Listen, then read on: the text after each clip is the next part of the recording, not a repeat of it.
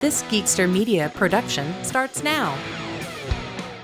Welcome to So You Want to Be a Geek, the podcast where we dive into the vibrant and ever-evolving world of geek culture. Whether you're a seasoned fan or just curious about what makes being a geek so special, join us as we explore everything from comics to movies, gaming, tech, sports, and everything in between. Each episode will bring you insights, interviews, and the latest news to fuel your passion and expand your horizons. So grab your favorite fandom and let's embark on this geeky adventure together. I'm Michael Canetti, and this is So You Want to Be a Geek. Hey geeks, guess what? We're back with another installment of So You Want to Be a Geek. And this time, we're getting geeky about vintage video games. This is something that I have been fascinated with for quite some time, and I have an expert in vintage video games.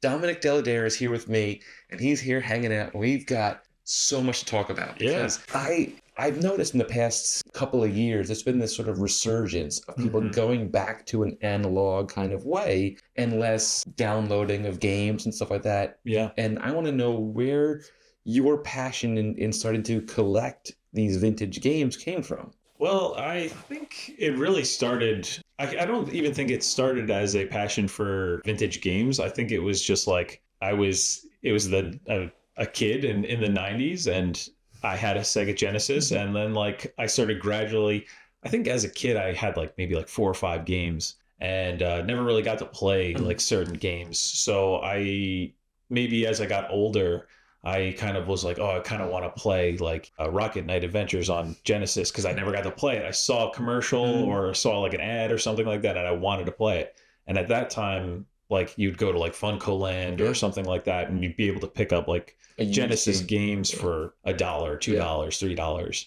And I went from Genesis to PlayStation 1 to like GameCube. And as those generations happened, so it was more about like, I didn't really have the money to get those games at the time. So I was always playing catch up. Right. And by the time it was like maybe like 2010 or something like that, there was a lot of like maybe 2012. There's a lot of like retro game stores popping up that had like NES stuff and Atari stuff. And again, it was just like I didn't get a chance to play those. So I would start like grabbing those types of games and like checking out what I missed out on. All the while, like I still play modern games. I'm playing Switch. I just got a PS5. So I'm like all in on modern stuff. But I still am always going and grabbing like a NES game that I haven't really heard about, or people are still making NES games. So it's like, that's great. Yeah. But there's a tactileness to the old consoles, the old controllers, and all that kind of stuff that kind of is reminiscent. Like I see you have like an old Game Boy there. Like I had the original Game Boy, and I miss that thing, that green screen for some reason. I just miss that stuff. So do you kind of remember the first time you said to yourself, hey, I want to go buy an NES or a Super Nintendo? Like, what was that like? Oh, I want to go find this console. I think the first time I wanted to get like into, so like, yeah, like I said, Genesis was like the first real, I played NES, like my cousins had NES, but one of my friends in like high school had given me his like old Super Nintendo. So this is like going like 2006. So Super Nintendo has already been gone for like 10 years at least. He's just like, yeah, we're getting rid of this. So he gave me his old Super Nintendo, and he gave me, I think it was like Super Mario RPG or something along those lines with it. And I had never really played Super Nintendo. So I remember going to like garage sales and seeing if I could find anything that was like a Super Nintendo game. And from there, I kind of also like found other stuff from that. But I remember just like getting the Super Nintendo, hooking it up and playing Super Mario RPG. And I was like, this is still a really, really good game. Like by 2006, what was out? Like PlayStation 2. Right. I think PlayStation 3 was just nearly coming out. Yeah. And I still like, oh, these graphics are still like really, they're detailed. They're like, it's not realistic at all, but it's like it's aesthetically pleasing, it's stylized, it's its own thing. So I really, Super Nintendo was like, I never had it, so I was like, when I went back to that, that was like really a Kickstarter for me to like explore other consoles. So I think from there I really got into like the like Mario games and things like that, Super Mario World and Super Mario Kart and things like that. But just I think that, like you were saying, the tactile feel, I think that has like a really good feeling of like putting in the cartridge. It's like very like a heavy clunk, and especially the eject button, it just like pops out. So it's got a good feeling to it. It is kind of satisfying. And like I grew up, I had an Atari as my first thing. Okay. And then I had a Nintendo. And then I literally went from Nintendo to Sega Genesis. Okay. And Yeah. I never really had a Super Nintendo. And then I'd go to my friend's house who'd have it. And I'd be like, wow, this is fantastic. Or we're like, was GoldenEye on Super Nintendo? GoldenEye was N64. So that was like... Yeah. And like I never had an N64 either. And I'd go and I'd play that game. And wow, this game is fantastic. Like there was just something about it. And do you ever go to like garage sales or whatever and you find a game that was super rare and valuable as well? And you're like, I'm going to get this and they're going to sell for $5. So yes, I think in the past, a lot more than now. Like 2015, like 2016 was like the jumping off point for like, now it's like a thing. People are really starting to collect retro games. And I think also, especially in like 2020, like that set the COVID movement of like people just going on eBay and just ordering all these things. Yeah. So like the days of like kind of I think for garage sales, I can still like stumble upon things like not exactly video game stuff, but like related to video games. Like I was mentioning before that I have like probably like 20 CRT, like small old school televisions. And that is like something that like if you want to play like Super Nintendo, if you want to play Sega Genesis, if you want to play those games, you really gotta use those TVs because modern TVs don't have the correct inputs. There's like latency and it kind of looks weird. So like having those old TVs really helps. But I'll still find things like on the shelf like this, the Game & Watch. Sometimes I'll find things like that. Like someone's not really knowledgeable about those things. They might have just had it. Right. And you find those for cheap. But it's harder now. Yeah. But I have definitely found things for insanely cheap that are like right now like hundreds of dollars. It's like it's unfortunate that people don't research it, but it's good for me sometimes. It's a win for you. Yeah. Do you have any like Grail games you haven't gotten yet that you're like looking for? So it's tough to think of like a Grail game for me because like this right now I probably have about like 800 games in my collection. Wow. And but this is like I probably had double in like maybe like 2019. I got rid of like half of the games I had. Yeah, because I was starting to feel overwhelmed and I was like, oh, I don't ever think I'm going to play Batman Returns on the Genesis. It's just not a good game and like it's not even valuable. And also like a lot of like older like PlayStation games, I had what you would call like, for me, they were Grail. So I had like Misadventures of Tronbon, I had Alundra and like things like that. Like, but PlayStation, especially like those original PlayStation games, the discs are so deteriorating over time. They're deteriorating. Exactly. So at that point I was like, especially for like the disc games, I got rid of like all of like my PS1 games, and those were the more expensive titles. And I got rid of a lot of those, even some PS2 games. I got rid of all my Sega Saturn games. I got rid of all my Dreamcast Saturn. I remember Sega Saturn. Yeah. So cool. So like that was like right now, Grail game for me would be, it's not even too expensive. I just kind of wanted in my collection, Demon's Crest for Super Nintendo. Okay. It's really cool, like platformer, kind of dark. It's like Ghosts and Goblins related. And so that's like one I definitely want to have in my collection soon. It's not like a crazy expensive game. It's probably like $120 or something like that. Bad. Yeah. So, but if I find it, I find it. I'm not like one of those people who buys things on eBay and gets like the quick like dopamine hit. I just want to like find it. Yeah, find it out in the wild. Yeah, that's cool. Like I remember for Nintendo, like was it Legend of Zelda or Link that it came in the gold housing? Oh yeah. And it was right up there. There it is. Yeah. It was like it's so unique because that was the only game they did that for. Really, everything else was in the gray cartridges, pretty much. Yeah.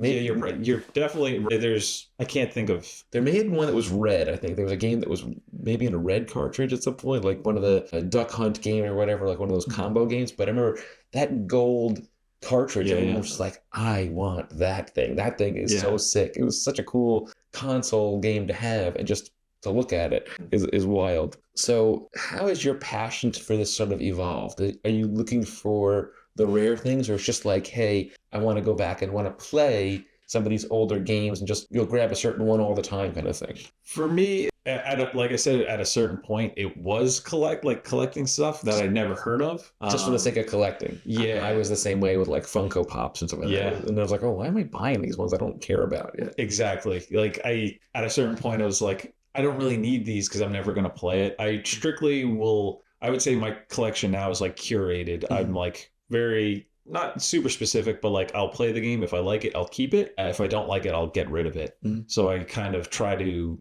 steer clear of just like, unless I'm buying like a game lot, like someone's selling like 20 games, I'll buy the lot and figure out what I want from there. So yeah, I definitely am just like I want to play right now.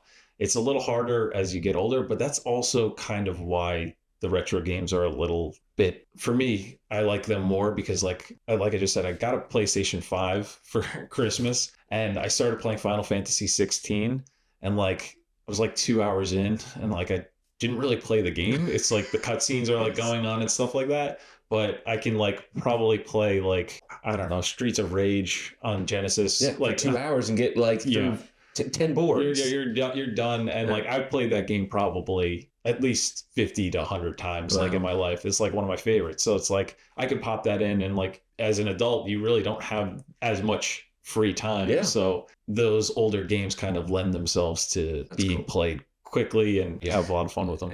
And you sort of evolve from being a completist to just a fan again. Like just like, I want these games in my collection because they have some sort of sentimental value to me as opposed to I want to have everything in alphabetical order from the existence of time kind of thing. I'm the same way. So you kind of touched on a little bit as like what are some of the challenges with getting these vintage games, because even GameStop doesn't really carry them anymore, and there's not those like Funko Land places anymore. It's really going to be either eBay, whatnot, or like a garage sale. Like I need to like go searching for these things. So luckily, I think that the community is like pretty good, like at a good place right now, I think, because especially here on Long Island, every summer they have this game expo in Garden City at the Cradle of Aviation.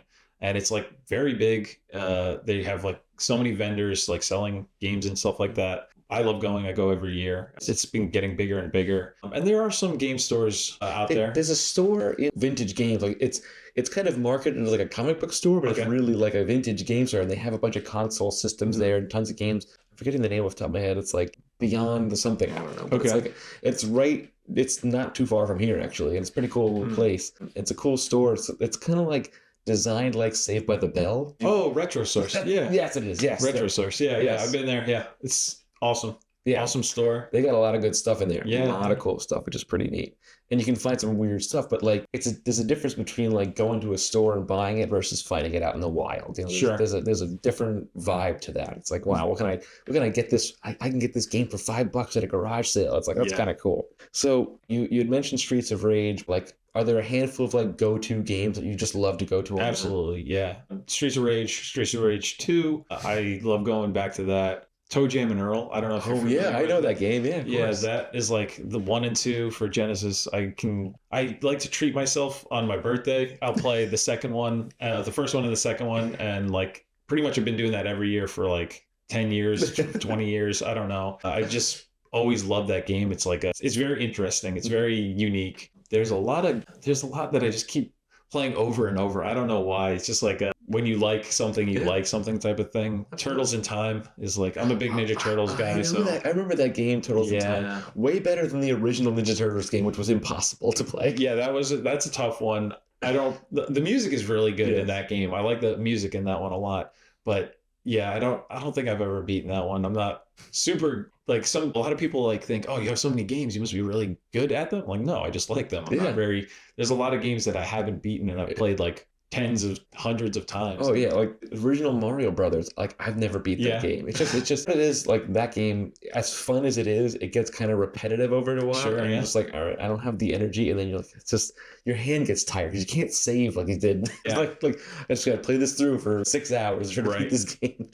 That's cool though. Hey guys, on my birthday, I'll see you in like 4 hours. I gotta get some me time in. I love that. I absolutely love that. Yeah, those are some of my. There's even games like that you wouldn't like. I don't even really like baseball, but there's a baseball game on Super Nintendo called Baseball Simulator 1000, I think it is, and there's like a season mode, and like once a summer I'll like play through the season, but like it's 165 games, so like you're just playing all day. I'm playing all day, but then I'll like go back and forth to it, like pick up and play like a game this one day. And as like baseball season in the real world is going on, I'll kind of like play baseball season in that. And it's just like I don't even know why. I'm not even really a big baseball fan. I just like the game. It's just like a very satisfying game. That's fun. Yeah. I used to be a big fan of like the NHL 95, NHL. Those are great games. But like, I love the ability to create a player and like make myself as a player and put myself in the game. Yeah. I thought that was so fun and just like a cool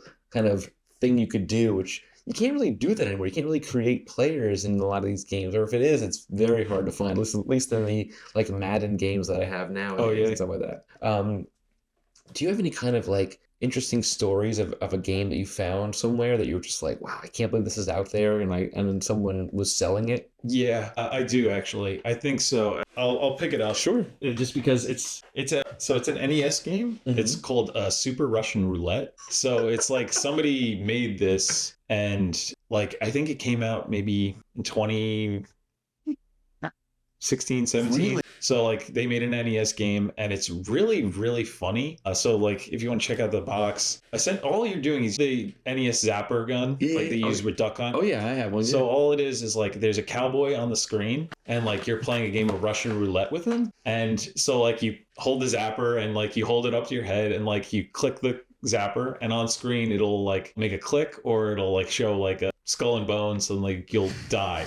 But like all the while the cowboy is like berating you, and he's like, you can like pretend to shoot at him and he'll get mad and like shoot you. And it's just like, it's really inventive. And like one guy made it. He just like made it, and it's just like a really cool thing that like you would never expect to see on an NES. But like those are the things that surprise me these days, is like people's ingenuity to like, oh my goodness, single-handedly craft a game and like release it, like soldering a game together to like, or a console together to like convert the controllers to like USB-C. Because the pins don't work anymore, or whatever. Or they want to add like an expansion drive into a PlayStation. And you're just like, how do these people figure this stuff out? And I don't know. And they make money on YouTube just making these videos of just deconstructing a Nintendo and how to like mod it somehow, and it's wild. Those are extremely helpful. I tip my hat to those people, because they've like this Game Boy, like people are like replacing screens. So like I'm not really technical like that, but like they make it easy enough that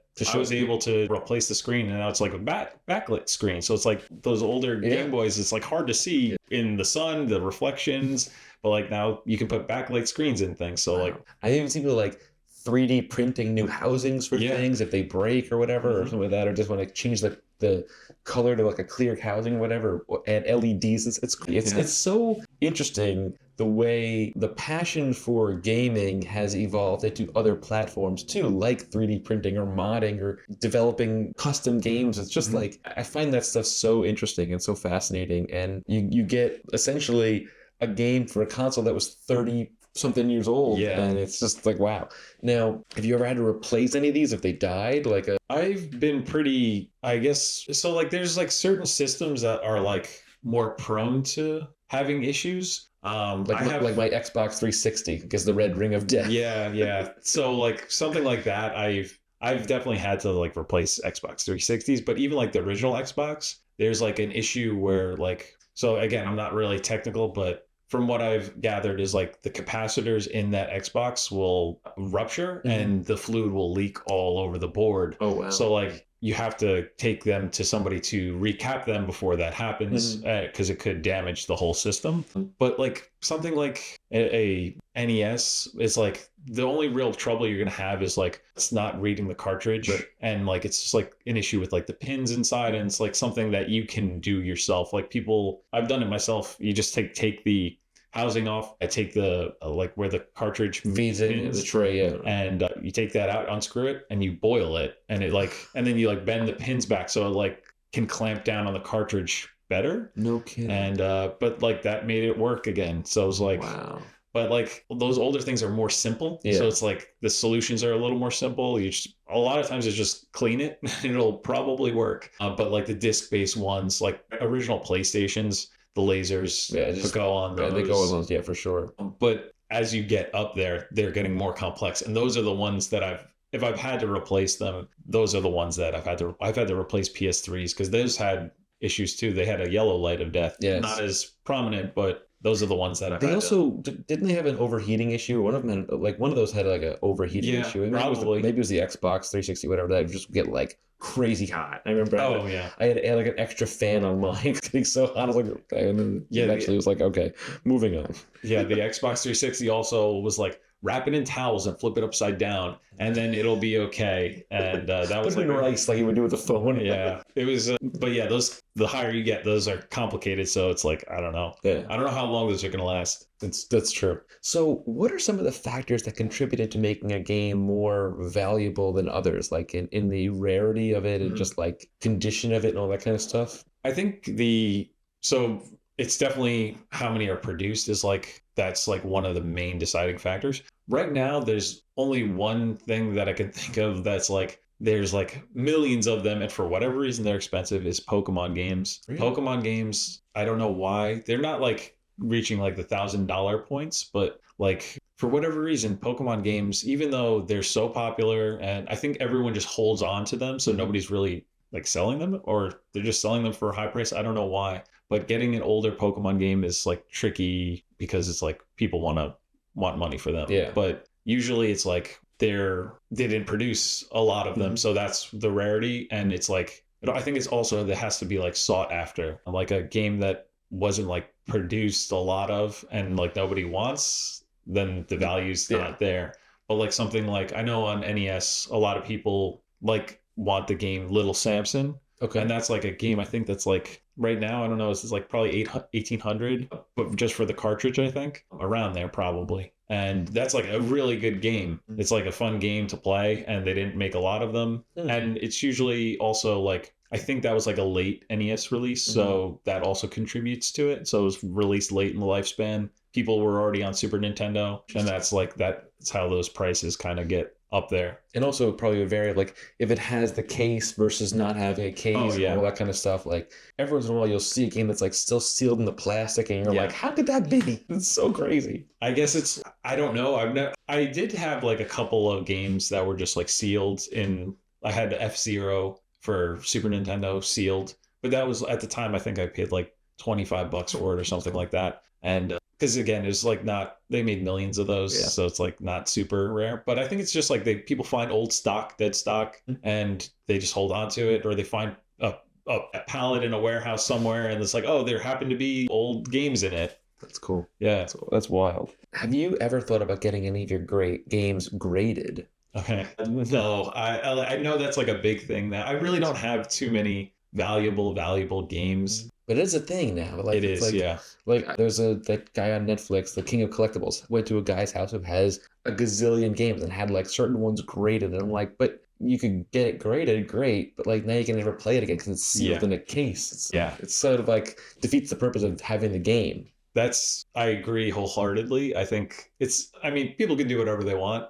I don't think, because there was like a whole thing where like they were auctioning off like a sealed games, and like Mario 64. It's like, again, one of the most common games. I'm like, it sold for like, I don't know, $500,000 or $1 million or something like that. It's like, because the grading, it's just, and now like when you look, this was like a few years ago. Now like they're not selling for nearly that much. They're selling for like a tenth of that, or if that. Like, I don't know. It's just all speculation and things that don't really, in my opinion, are not the spirit of playing games. You play the games to play the games and have fun. And sure, I guess maybe people have fun with money and things just like that. Staring at a plastic case being like, I remember playing this game as a kid. Now I'll never play it again. Yeah. And I think also like the things that do drive up the prices is like people like getting a complete game is definitely harder for like Super Nintendo and Nintendo because they were in cardboard boxes. Yes. So like, Where they had that little vinyl sleeve for the Nintendo games. yeah. So like it came in like a cardboard box. Like how many kids really kept that? Nobody did. Yeah, not really. It was hard to come by. I love that they were able to like kind of recreate that with this game. That's kind of neat. That's really cool. So where do you think sort of like the evolution of this sort of analog world versus like the PS5 world, like where do you see this going? Do you still think there'll still be a market for this down the line? Because like getting these consoles is going to be harder and harder over time because they're going to, and just how do you see that keep growing? I think that, I don't know, retro games, I think the games themselves, I think will always be available somehow, some way. I think the collecting aspect of it and like getting the cartridges, I think people are not doing that as much from my small circle of friends and things like that. I think it's more like just because people are getting priced out. Yeah. I'll go into like stores and like check out prices and stuff like that. You have like a couple of games in mind where you're like, this is like my baseline. I'll check out Excite Bike. Yeah. And Excite Bike, I'll be like, okay, if they're charging more than $5 for Excite Bike, there's something wrong with this store. That's too much money. Yeah, for sure. You'll see like, oh, it's being sold for 12 or 15. It's like, okay. And I think that's making them a little bit more inaccessible for people. I think the actual, like an NES and an NES game, I think will physically last forever for a long time if you keep it clean and things like that. I don't really see any issues with that, but I think people are getting priced out. So there's a lot of great alternatives. Like we were discussing it earlier. You could do like a RetroPie and do an emulator of some sort. But like even with the emulators though, like it's not the same feeling because a friend of mine who I did an episode about vinyl records said when you put on a vinyl record, you're not just going to play it for one song and jump to the next song that you would do like when you're scrolling through your phone. Same sort of rule when you're playing a vintage game. You're going to put it in and play that game as opposed to on an emulator. Oh, I played Sonic for 5 minutes. I'm going to back out of this. I'm going to go to Mario. Like it's not the same like, hey, I'm going to put this thing in. I'm going to sit down. I'm going to devote 2 hours. I'm going to play this game kind of thing. I get that. So like I also have like, there are these things happen to be right here. There's like these things called EverDrives. Okay. So like you can put it in this was for Game Boy Advance. I have it for every console. You put it in there and you put an SD card and you can load up all the games that are on there. That's cool. So it's like, it's cool, but like I get that. Like so that was like kind of why I started paring down my collection is like, oh, I'll just get a couple of EverDrives for NES, for Super, and just like pop them in. But I have that problem where it's like, I'm not really playing the games. I'll jump around a little bit. And from those though, I think like I started to like play a little bit of a game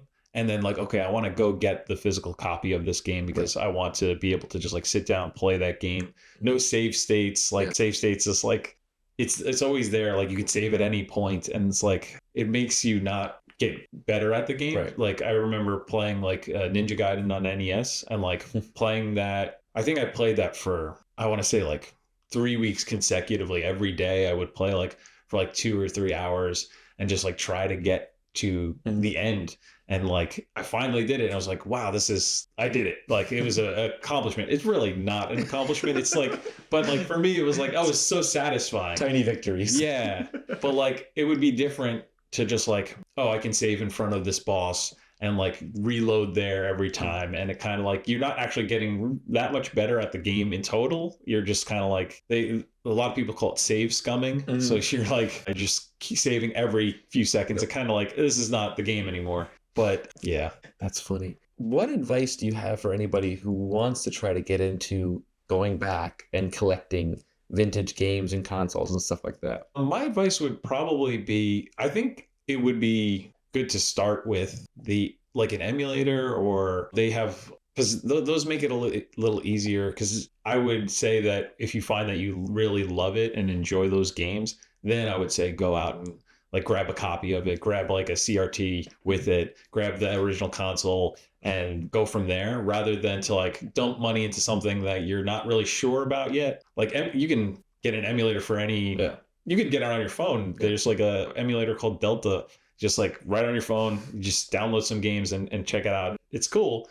But then like, if you really, really like it, I would say like, then start collecting the games you really like. I ever recommend anyone to like go buy these expensive games because they're expensive. That's not the point. Yeah, it's not the point. Yeah, that's fun. Because you need to find a CRT monitor too, which is getting harder and harder to find. But they're out there. We shot a movie 2 years ago. We had to go find a CRT monitor. The movie was based in like the late 90s, and we had to find one. And like I had to go to like an estate sale of some and I loaded it in my car and drove it into the set. They're heavy too. They are heavy. They're really heavy. You forget how heavy those things are. Yeah. But that's something that also like enhances the experience. I think when you're playing like an old game on an old TV, and it like going back to like the not playing on a new screen, because like some of the effects are lost playing them on a new screen. Oh yeah. And like they look crummy, especially like N64 and PlayStation games. They look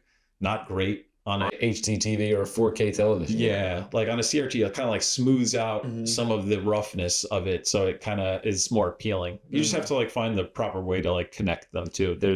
You get the red, yellow, white cables. Those are not the optimal way to connect it, but if you dig deep, you figure these things out as you go. Do you use just RCA cables to connect? So like for those specific consoles have like different outputs, ways to output. So like at SNES, you can use an easy way is to use an S-video cable. So you got to find a CRT with an S-video input. Yeah. And that really immediately will make the picture look a lot better. But then you can also... but then you need RCA for the audio too as well. So like the S-video cable will go in for the video, but then you'll have the red and yellow for the audio. Yeah. But then you can go to component rather than composite. That's like where you have the red, green, blue on their own channels. And you'll need a television that has that. But certain systems don't have that immediately, so you have to like find someone to mod it or something like that. So for those people who don't know, and anybody, I've done this for different computer hard drives and whatever, like you need to find the sort of step down connection. So like if a console has one input, you need to find the matching input that will plug in another cable, and you're kind of like building your own custom cable in order to connect it the way. And I've done that a million times where I was like, oh, someone hands me a camera that's got Firewire on it, and I had to get into Thunderbolt. I'm like, okay, I could go one step to the next step to the next step to make it connect and transfer data. It's a whole thing. Yeah. So that'll really using those type of methods will make the picture like way sharper, and you're like, wow. Like, of course, you never played with that way as a kid because you got it out of the box and it had those RCA cables, and you just plugged it in. You plugged it in. A component cable is a game changer, especially if you can find a TV that can support it. The quality is just totally different. Absolutely. It's like I tell my friend this all the time, and he's like, no, it's not true. I mean, it almost looks HD in its own way. Yeah. It's like sharp enough that like it looks awesome, especially if you find like a good size CRT, but that's going to be heavy. I have like a 32-inch in the basement. Which is probably 200 pounds. It absolutely is 200 pounds. And again, those are like things you find. Those are things people are like giving away. Yeah. I go on Craigslist all the time. People are giving them away. Yeah. It's just like, oh, I got to pick this up. So I'm going to grab this. Oh, man. I had a 32-inch CRT. I thought it was the biggest TV I had ever owned. It was so heavy. Yeah. My roommate and I used to carry it. It was so heavy. But it had a great picture. And you would plug a component cable into it, and it would smooth out the edges of like the pixelation and something. And it would look really, really crisp and amazing. And you'd be surprised. That's so cool. Wow. I mean, oh my goodness, there's so many things we could talk about. But like, do you find that you gravitate to these games more than a PS5? Or it depends on the mood? I think they're definitely like, so it really depends. It definitely depends on the mood. But like, if I have time, so like I've been off from work, so I've been like digging into like some PS5 games. I played Astro Bot. It's like it won Game of the Year this year, I think. Really? And it was awesome. I platinumed it. I put all my time into that, but like I'm not going to be able to do that next week. I won't have time. I'm going to be back at work, and it's like I'll get home and be tired and have other things to do, and so I'll probably pop in something. I don't even know what. Like there are definitely games on there that I haven't played yet, but when I do, I'll figure out if I like them or not. But now, do you rather, like, if we have games on our phone so accessible, right? Like, would you rather play a game on a Game Boy versus a game on your phone? I'll probably never play a game on my phone. I'll play a game on my Game Boy. If I'm like riding the train too, I'll bring a Game Boy or something like that, and I'll probably play like Dr. Mario for like. That's a good game. That's like my go-to for just like, I don't really want to invest time into like learning a new game. I just want to play. For all you Dr. Candy Mario. Crush people, Dr. Yeah. Mario came way before. Yeah, that's one I'll always play. It's probably in this Game Boy Pocket right now, and it is. Yeah. It's fantastic. Yeah. Dude, oh man, this has been fantastic. This is so interesting. Like, it's just kind of fun because you get that nostalgic feel of playing these games. And as a kid, I'd be like, oh, I'm never going to beat this game. But now as an adult, like, you have a different, like, I can probably beat this game now, or I can play this thing, and I can level up, and I can find these vintage games. Oh, you have NBA Jam. Like, Yeah, that's another one of my favorites. And it's just like, there's something about the feel of a vintage game and holding that old controller in your hand, or holding the Game Boy and just playing it without having to have a controller with 75 buttons, or I'm like, I don't know how to hold this thing anymore. Yeah. And just play it. Dude, this was so cool. Thank you so much for thank you for having me. being on the podcast and talking about this stuff. So this was such a cool thing. If you're interested in vintage games and you want to check out this stuff, we'll be talking about it, and have tons of content. There's great resources out there on YouTube. And as always, thank you all so much for tuning in. You can follow us on our social media, on TikTok and Instagram at SYDBAG, that's Switbag. You can also follow us on our YouTube channel, subscribe on Apple Podcasts and on Spotify, and go to our TeePublic store and get out some merch. Until next time, everybody, thanks for watching. Bye for now. Thanks for tuning into this episode of So You Want to Be a Geek. We'd like to thank the Geekster Media Network. I'm Michael Canetti. I'm your host, producer, and editor. We hope you enjoyed the journey into geekdom as much as we did. Don't forget to subscribe, rate, and leave a review on your favorite podcast platform. Follow us on Instagram and TikTok at Switbag for updates, behind-the-scenes content, and more geeky goodness. Have a topic you'd like us to discuss, or a guest you'd like to hear from? Let us know. So you want to be a geek at gmail.com, and stay up to date and join the conversation. Until next time, keep embracing that inner geek, and remember, the adventure never ends.